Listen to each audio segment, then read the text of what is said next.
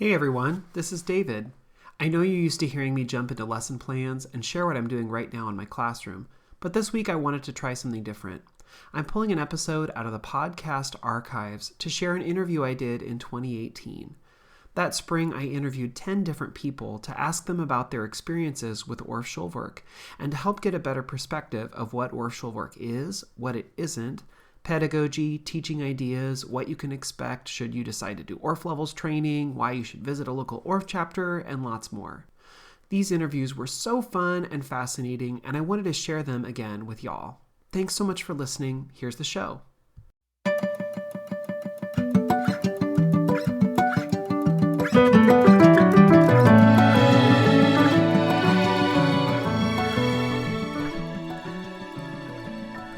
Hey everyone, welcome to episode 25 of Make Moments Matter, a music education podcast, where I share lesson ideas, songs, games, and inspiring things for your elementary music classroom. My name is David Rao, and I am the music teacher who blogs at makemomentsmatter.org. You can also find my ideas on Facebook, Instagram, Twitter, and a variety of other platforms when you search my name or Make Moments Matter. Normally on this podcast, I spend the whole episode sharing teaching tips, lesson ideas, tricks for classroom management, and a whole host of other topics. But for the next few weeks, I'll be doing something a little different. In these episodes, I'm taking some time away from the normal routine to conduct a series of interviews with music teachers from around the country. I want to take a little time to really think about and talk about Orff Schulwerk, what it is, what it isn't, pedagogy, teaching ideas, what you can expect should you decide to do training or join a local Orff chapter, and more. I feel like so many teachers have what feels like a secondhand understanding of what Orff Schulwerk is, and I want people to have a better understanding of how they can implement Orff ideas into their teaching lives. Throughout this series, I'll be talking with leaders in the world of Orff Schulwerk and people who have lived with this teaching approach. We'll be talking about the ins and outs of Orff, how to really utilize those pitched percussion instruments that are so often associated with the Orff approach, ideas about teaching recorder, movement, resources, and a whole lot more. If you've missed the last few episodes, you'll definitely want to go back and hear my conversations with Tiffany English and Jennifer Donovan. In both of those conversations, we cover a variety of Orff Schulwerk related topics, from recorder to pitched percussion, lesson scaffolding, online resources, and a lot more. If you subscribe to this podcast, you can just go back to the feed and the episodes before this to download those episodes. Or if you're listening online, you can scroll down and find those older podcast episodes. In this episode, I have the pleasure of speaking with Beth Melin Nelson. Beth teaches K-5 music and movement at St. Paul Academy and Summit School in St. Paul, Minnesota, where she is also the assistant principal.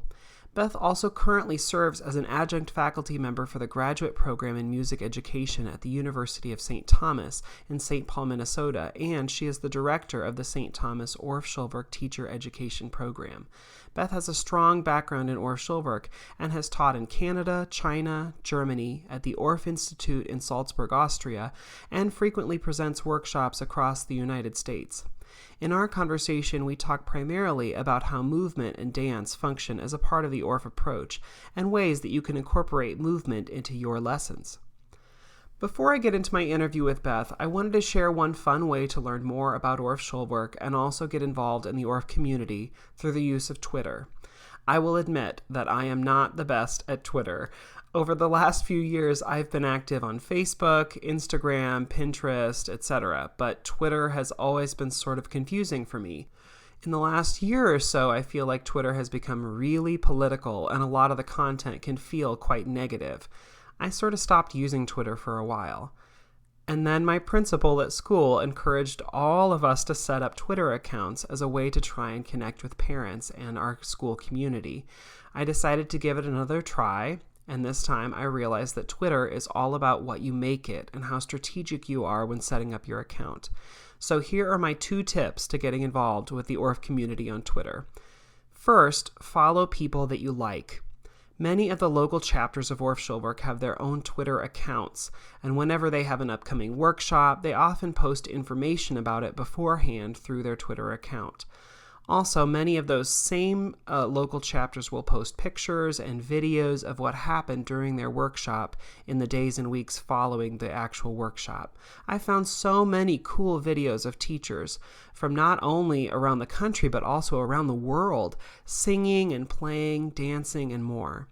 You can find those different accounts that post about Orff Schulwerk and then follow them so that you hear more. The American Orff Schulwerk Association, our national parent organization, even has its own Twitter account, and you can follow that when you follow at AOSA 1968. If you go through the AOSA account and see who AOSA is following, they follow almost all of the local chapters from around the country, and so you can find some really great people to follow if you look through the AOSA official account. The other thing you can do is search by hashtag. A hashtag, in case you're not familiar, is like a tag or a category that pulls a bunch of different tweets together just by adding the #, the hashtag symbol, and a word to any tweet.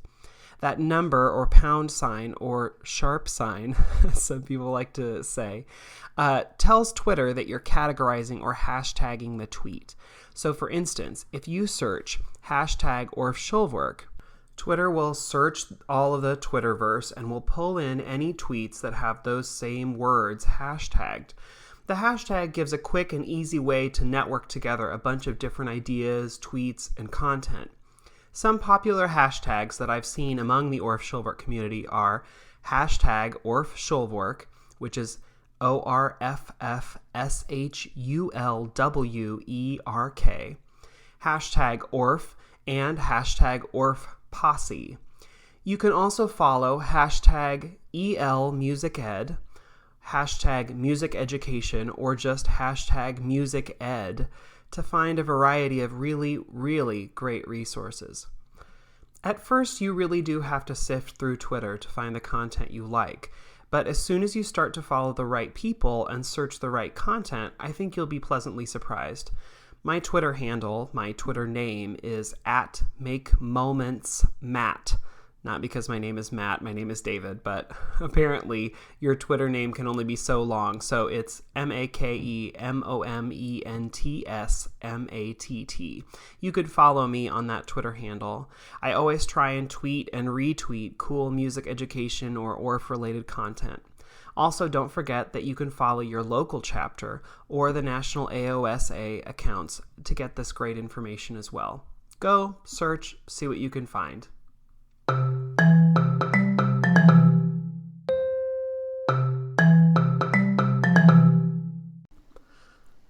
Beth Melin Nelson teaches K-5 music and movement at St. Paul Academy and Summit School in St. Paul, Minnesota, where she is also the assistant principal. She received her master's degree with a concentration in Orff Schulwerk from the University of St. Thomas in St. Paul, Minnesota, where she currently serves as an adjunct faculty member for the graduate program in music education and is the director of the Orff Schulwerk Teacher Education Program. In addition to teaching Level 2 at the University of St. Thomas, she teaches movement in the Levels course at Southern Methodist University in Dallas, Texas. She has presented and performed at national AOSA conferences, state MEAs, and is a frequent clinician for chapter workshops across the country.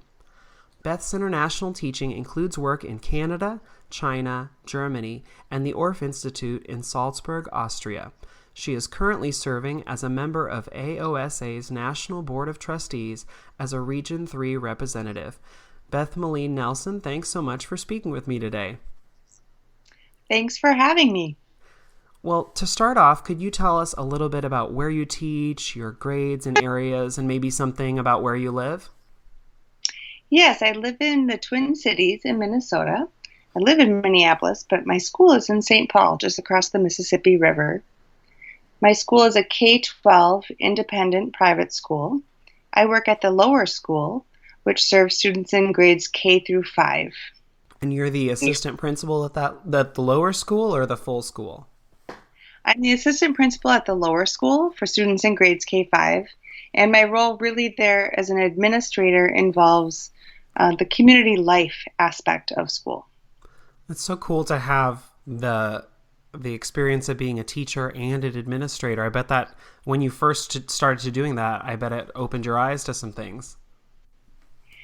It's a really interesting lens to have. And due to my split responsibilities, I currently teach grades K, 4, and 5 in music and have a teaching partner that teaches grades 1, 2, and 3 so that I can divide my time a little bit. But I do enjoy supporting the vision of the broader school community as well as focusing on movement and music education. Well, how did you become a part of the Orff community, or what drew you to Orff Schulwerk? Well, as a child, I grew up as a dancer and a musician.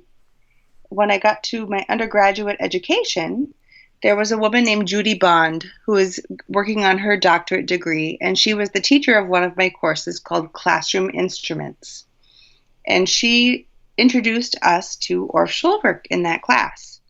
And although I did not embark on my Orff Schulwerk training right away after school was done, I did touch base with it again when the national conference came to Minneapolis a few years later and became completely hooked on it and really excited about the idea of integrating two of my favorite things, movement and music. And I began my studies at the University of St. Thomas as a level student the following summer. Wow, what a testament to why everyone should attend conference at least once if it had such a great effect on you. Yeah, it was an amazing experience. It was really fortunate that it was here in my city. And I try to convince people that even if you have to travel a little ways to go to a conference, it was a life-changing experience for me. Well, could you give us just a 2-minute or less description of the Orff Schulwerk approach? Well, first of all, I love that you use the word approach because oftentimes out there you hear the word methodology attached to Orff Schulwerk. And one of the things I love about the fact that it really is an approach is the freedom that allows for the teacher and for the students to really utilize their creative spirit, to utilize their creativity in innovative ways. Instead of having limitations, the possibilities are endless. And instead of delivering all of the content, I get to strategize the most creative and interesting ways to provide scaffolding and frameworks so that my students can truly do the creative work. To get involved in the music and movement process in meaningful ways, so that instead of recreating music that already existed, they're involved in becoming musicians and becoming dancers in very active ways, which keeps them engaged. Do you feel there are any common misconceptions about the Orff Schulwerk or levels training? I think there are, and they're not necessarily the same misconceptions about the two areas that you brought up. I think about the process. One of the misconceptions that I have heard is that there's no scope and sequence. And so people feel like they need to do something else to get a scope and sequence or their curriculum before they take Orff Schulwerk. And I would counter that with the fact that any good music teacher is going to have a scope and sequence or a curriculum in your district or something you've crafted yourself that provides a scaffolded approach to teaching the skills and concepts that our students need to acquire. What the Orff Schulwerk approach does is layers on top of that scope and sequence to expand the possibilities and the options to engage the learners to being active and part of their learning and to have a voice and a say in what's happening and to be creative. As far as the levels misconceptions, I think there's some mystery there. People aren't sure what they're going to encounter, what they'll be asked to do. Is it going to be really hard? Will there be a lot of homework? And what I would say to those people who are worried or wondering about levels is to talk to someone who's gone through it and to ask questions. Because for me, it was one of the most life-changing things I ever did. And one of the powerful things about it, beyond even the wonderful, masterful teaching that I experienced from my instructors, It was the cohort of teachers that I went through my levels with. Because so often as music teachers, we're isolated in our schools as being the only person who speaks our language and understands our daily life and the things that we do with our students. And to spend 2 weeks in immersion over 3 summers with people who do what we do and understand the challenges and the excitement that we face, you develop a cohort that can last for a very long time and a support network that gets you through many years. And for me, my cohort is getting me through to this day. I know you can't hear because this is a podcast, but I'm nodding my head over here because, I'm thinking as you're speaking, like any new experience is daunting at first, but the fact that you make that cohort and make those friends that help you not only through those 2 weeks, but also from then on. And you're right, because we're so isolated, this gives us that chance to connect. And why wouldn't you, take the moment to be with all those people who do what you do? Yeah. It's really true. And I made lifelong friends in my levels. And I've made lifelong friends with some of the students that I've taught in levels.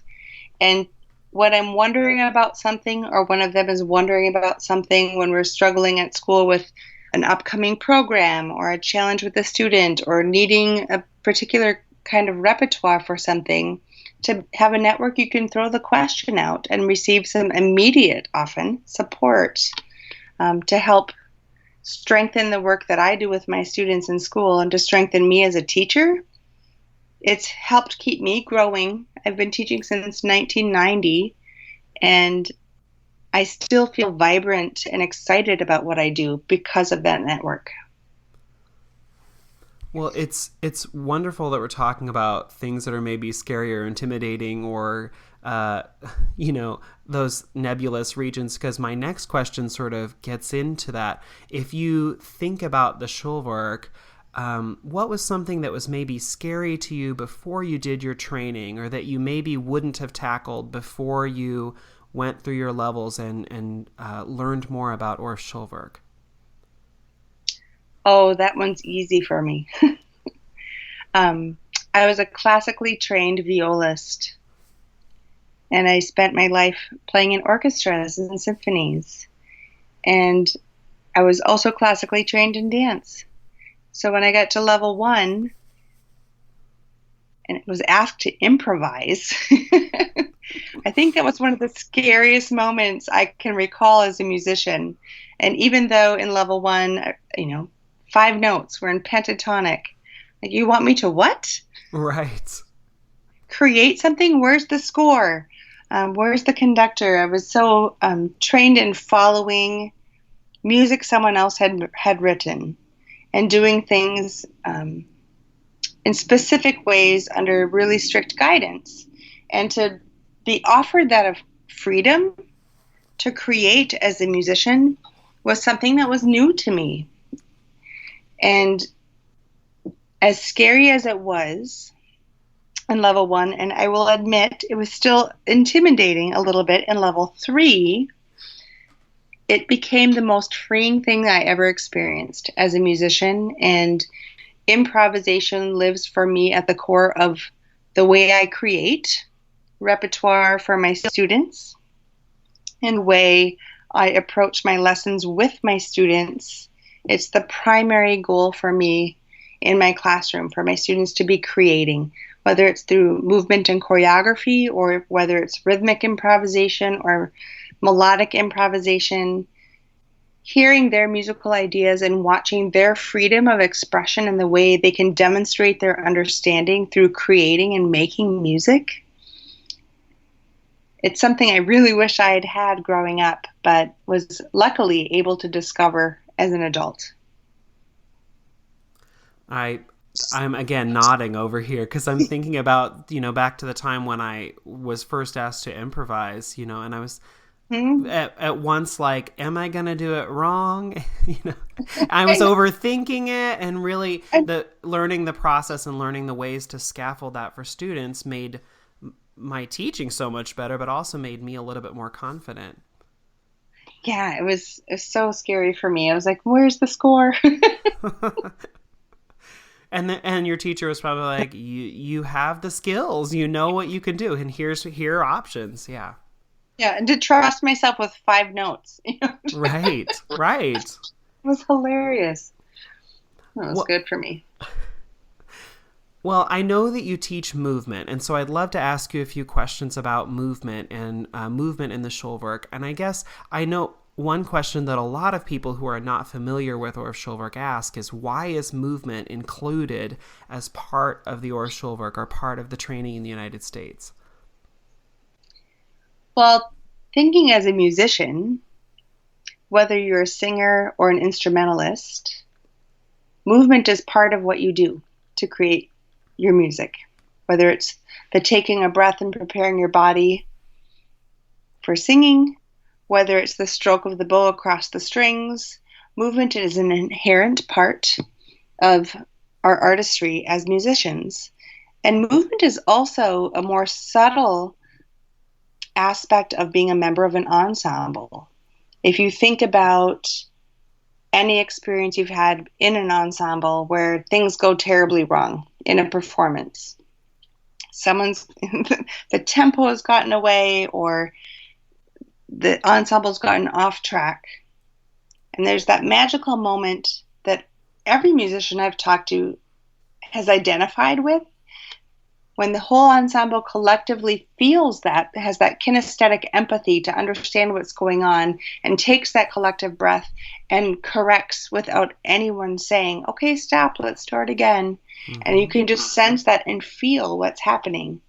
So that music is part of the whole body, and not just the instrument that you're holding or the breath that you're taking and sound you're producing as a vocalist. So for me, they really are hand in hand. If my students are struggling with something at the instruments, my first go-to is to pull them away from the instruments and go back and put it into the whole body, so that they have the kinesthetic skills and awareness in their whole self to bring back to the instrument and become more artistic and more accurate in their skill demonstration. And I think it's so interesting that you talk about it from that angle of all music making is movement, and there's that aspect to everything. One thing that I know, when I talk to instrumentalists or band teachers versus choral people, is that when you're singing, your body is your instrument. And so I feel like choral people a lot of times talk about like vocal health and vocal care, and they're very in tune with their body because your body is so involved, and really it's involved no matter in what way you're making music. So I love that you said when a student is having trouble on the instruments, you focus on that body aspect and you think about that. Yeah, and if you think about kind of the natural, inherent, organic connection of music and movement, you need look no further than to watch a toddler when some music comes on that they can feel, that inspires them, and to watch what happens with their body. They immediately start to move or bounce up and down, and you'll see people who are grown-ups, at events or when songs come on and music moves people, their bodies move. They're innately connected. So it's really an organic match in my mind and in my classroom. And the more I use movement, the more freedom I see in my students, the more expressiveness, and honestly, the more openness we start to have in our conversations, because they start to integrate their music making into their whole self. And they become really self-aware. And when they're present fully in their bodies, the way they're able to receive their learning is completely different. Yeah. And I feel like at some point, a lot of people go into training, I hear, and maybe me as well. We're apprehensive or nervous about the movement aspect, because I feel like at some point you lose that connection to your body. You lose feeling comfortable. And you're talking about how a toddler just reacts. And, I think one of the cool things about the training, at least from what I received from it, was that when you're in movement and you're learning about how to teach movement, you become so much more in tune with how you react to movement and how movement flows through, and you become a little bit more comfortable. It's absolutely uncomfortable at first, but it becomes so much better. And then you see all these beautiful connections to how the music and the movement work together. Well, I always talk with my students in my movement classes about kind of our societal upbringing as movers and how we hit that social wall of where we're told what to do. Our society, quote unquote, tells us what to do and how we're supposed to move or not move. And we really restrict and limit ourselves. And the gift of spending that time in movement class is how often do we really spend that much time fully present in our own body, that body that carries us around from day to day and does so much for us that we just kind of don't even think about, right? We kind of think from the neck up in that cognitive sphere as adults. And when you're fully present in your body and you're aware of all of the parts you have and how it moves and how it's expressing what you're thinking and what you're feeling, it integrates a wholeness of self in a whole new way for a lot of people. And I've seen students be afraid at first or really intimidated. It might be their first time experiencing movement like this.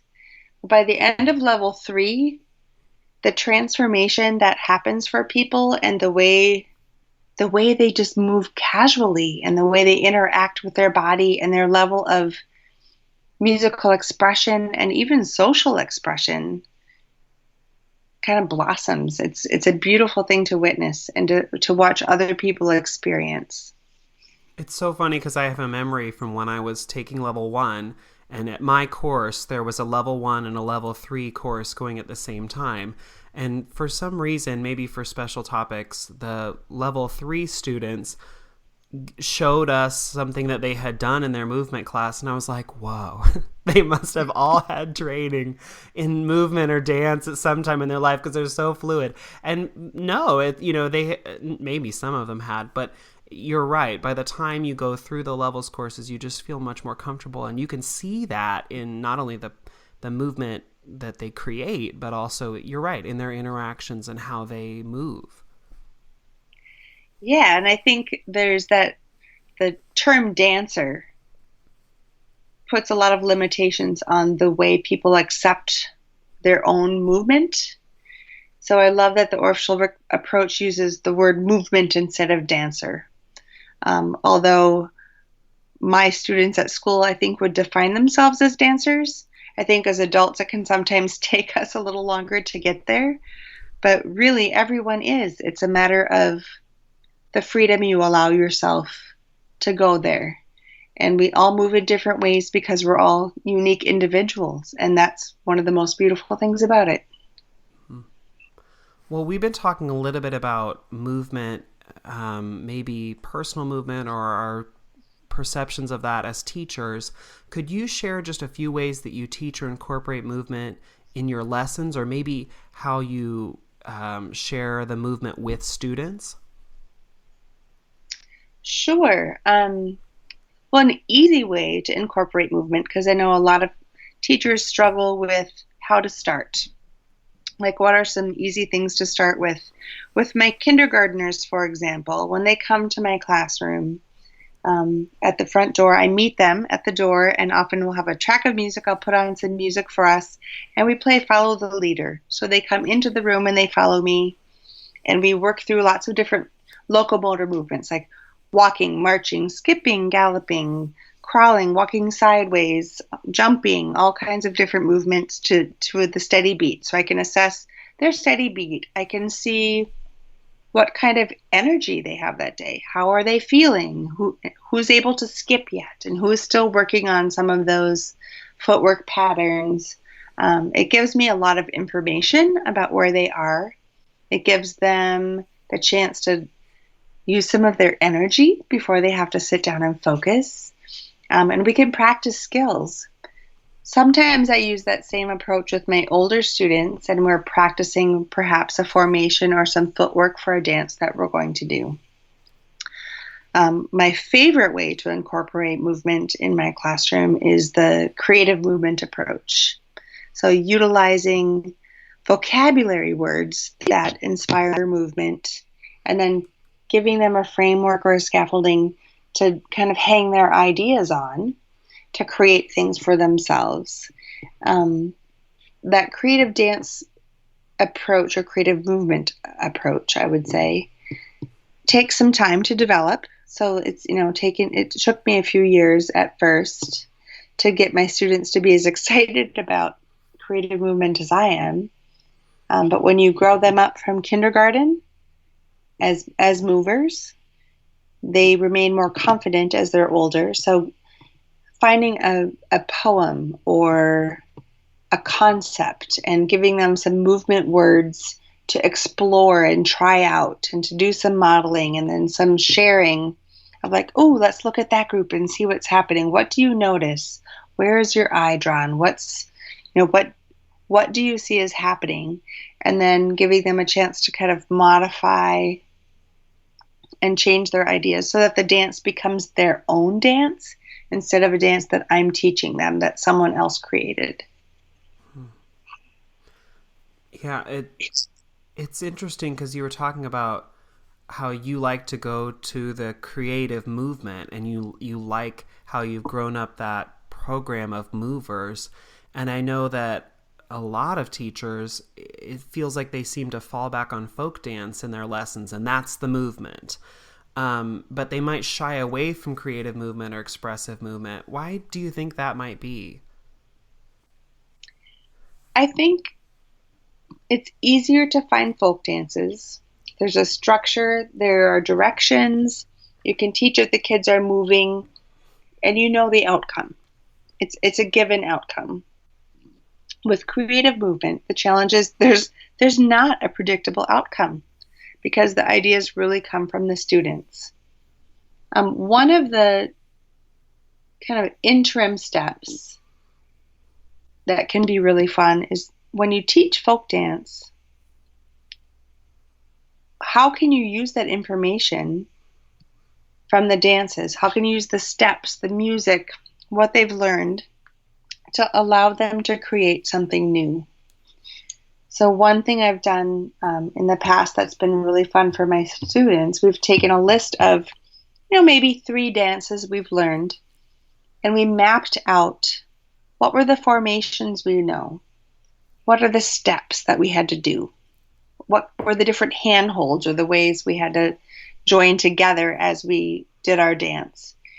And then with an entirely new piece of music, we used that same existing vocabulary that they already knew, and they created their own folk dances that expressed, and they could demonstrate their knowledge of the dances I had taught them by putting that into a new form and a new formation of their own, which can be fun. The more open-ended creative movement things, I think, require the use of a lot of courage and a lot of careful planning, having some scaffolding so you give your students enough freedom so they're excited about it and willing to take the risks, but that they have some structure so that they know they've done the right thing. Because ultimately, students really want to get the answer right. Mm-hmm. Even when they're misbehaving, they're often trying really hard to do the right thing. So in creative movement activities, small pieces and building on small pieces, making 2 different shapes, and then finding a way to connect them, connecting the first shape to the second shape. With creative movement projects too, keeping in mind the number of students that are working together is really important. I often say the grade level that they're in and maybe plus 1 more. So 2nd graders work great at partners and maybe in a group of 3. And my 5th graders can maybe work in a group of 5 or 6 pretty well. If it gets much larger than that, it tends to be more challenging. Mm-hmm. That's a great rule of thumb to think about. And I don't know that I've ever thought about it that way, but that is absolutely right. Um, it was funny as you were talking, I was thinking, it's sometimes when I'm planning or when I'm talking with other people, the expressive movement or the creative movement sort of feels or gets talked about like, well, if I can get to that, or it gets maybe pushed to a side or something, maybe because we're just not as comfortable with it. But when I heard you talking about, students taking lessons or dances that they know and deconstructing them and identifying parts and rearranging and restarting and redoing, I mean, it takes a little time, but the amount of higher order thinking and the amount of recall and, really interacting with the subject matter that they have to do is just off the charts. And, if your administrator were to see all of those components and steps, I feel like they'd just be blown away at all of the critical thinking that the students are doing. Critical thinking is a huge part of what's happening in any Orff Schulwerk classroom. And with the creative movement, those open-ended projects, they might not have the folk dance vocabulary from dances they've already done, but if you've exposed them to some of the fundamental movement vocabulary words, you can take, even at the most basic level, running, jumping, skipping, or bend, stretch, and twist with your kindergarten students and giving them one or two words to explore to create something of their own and then link them together in a sequence is that higher order thinking again, where they've got the basic concept, you explore it, and then you give them a chance to create with it. They're more excited about it because it's their idea. You're able to see if your teaching or introduction of that concept was successful in the way they're able to put something together. And then when they need to make that dance for a piece they're playing or a song they're singing, it tends to work out pretty beautifully. The kids are excited, and their memories for what they create is stronger than for the things that I tell them to do. I love that you keep saying in so many different ways that you're giving students basically like a resource or a menu of options, and you're giving them scaffolding that they can then take and create. And I think maybe sometimes that's the disconnect with people who are new to movement, is that they don't feel confident in giving that scaffolding. So you're right. You already talked about you're worried or scared about an open-ended project because what might happen. But if you're giving the scaffolding, if you're giving them those supports, you can sort of see the array of possibilities. It's not just anything could happen, but anything within this sort of scale could happen, and that's great. Any of those would be great, but it all sort of goes back to you, the teacher, giving them the skills and the resources to make their creative choices. Absolutely. And also your power as the teacher too is you can always dial things back. If things are too open and it's not working, you can always limit their options and pull things back a little bit to build a strong foundation from a smaller place that you can later expand. I always think about an Orff Schulwerk classroom is really a laboratory, because when you have that much creativity, I mean, let's be honest, creativity, true creativity, is messy.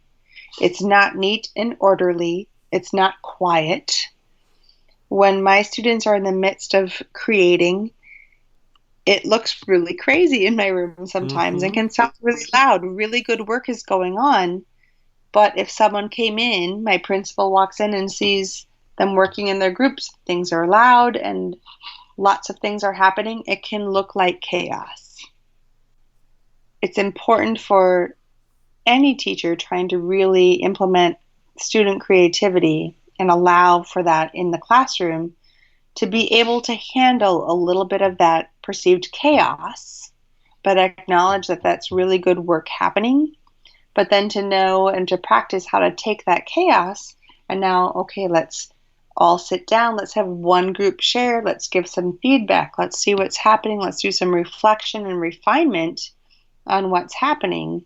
And then that same principal that walked in and saw the chaos, when the groups are done, we invite that person back into the room.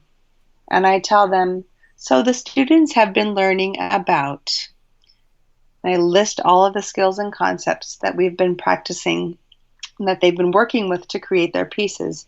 And they have created X, Y, and Z based on, and I give the information to try to set the stage so that the adult, whether it's an administrator or a parent or the classroom teacher, when they see the work, that they can really appreciate that higher order thinking and the work that's gone into that, and they can see what had been chaos has turned into art. And it's not just them regurgitating something someone else had created and doing it beautifully, but instead they're demonstrating their learning as artists by creating art. And ultimately, that's my goal. Right.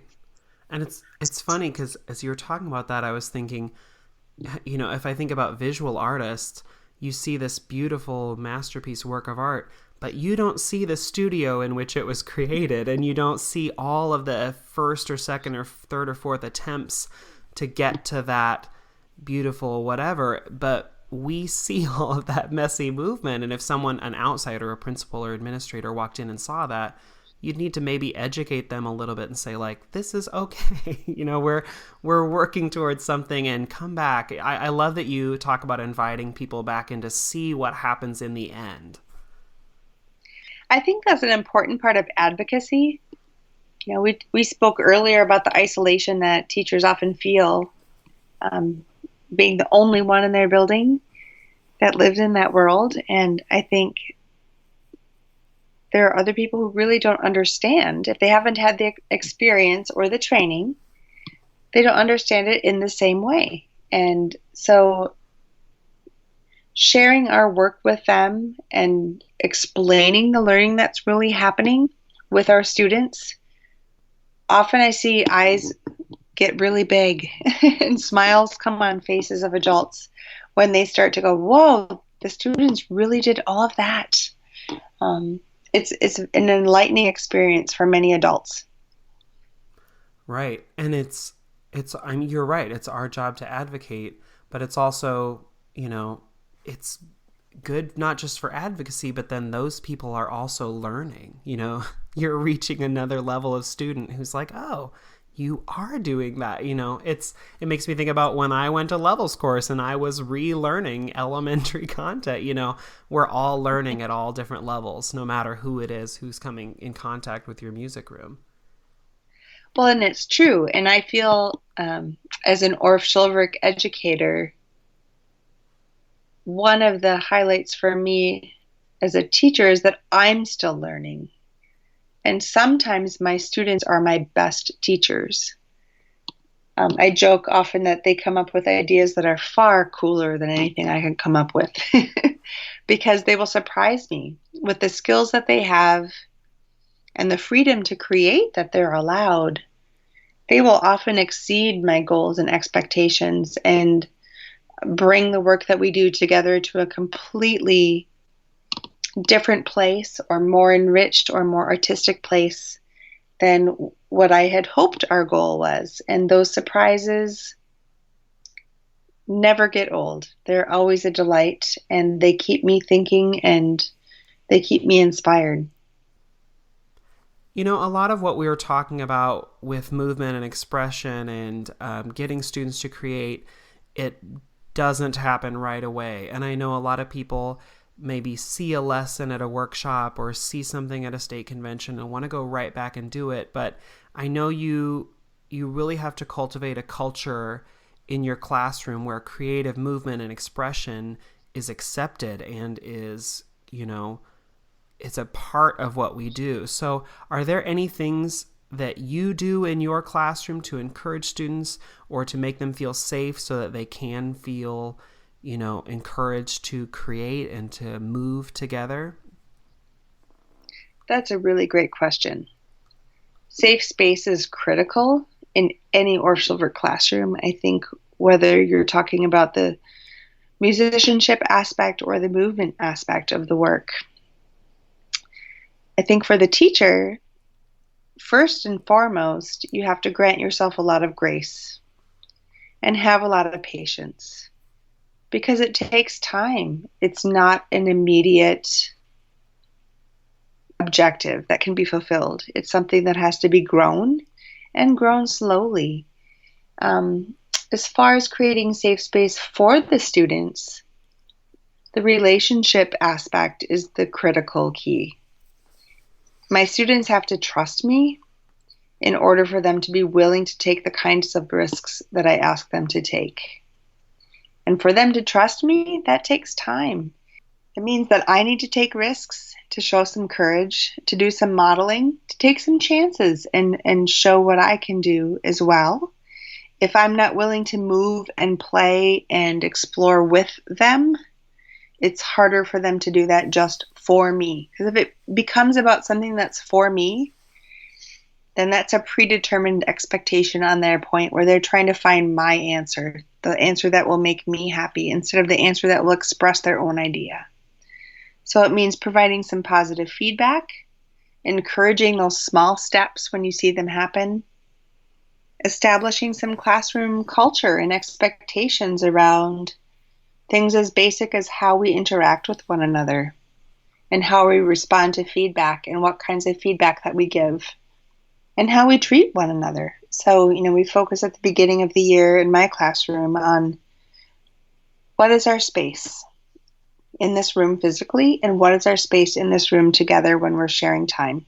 And what kinds of agreements can we make as a class so we can all feel safe and explore and have a lot of fun and learn together in this room. And so we talk a lot about respect. And we have a really solid culture because I've been at my school for a long time, but it still needs tending to, and there are still reminders that need to happen. When something doesn't go quite right, or I can see someone's not feeling quite safe,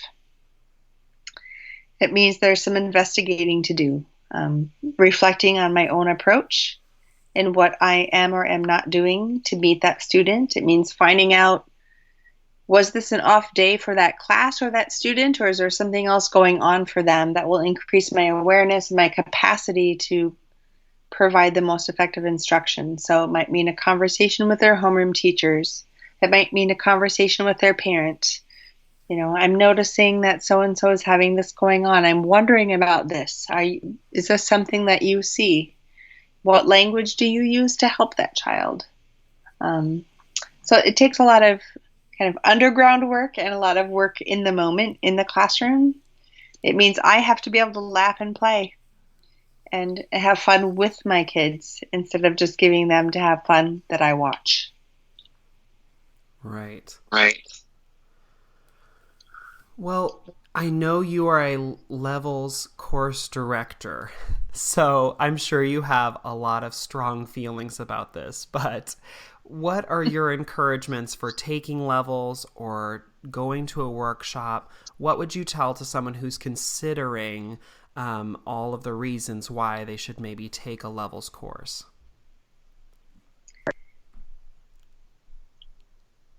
I would tell someone thinking about taking a levels course to think about when the last time was that they really invested not only in their pedagogical growth as a teacher, but in their own growth and nourishment as a musician.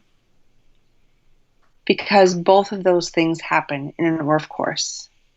And they happen in community so that you're surrounded with other people who are journeying the same path and can understand. And the Orff Schulwerk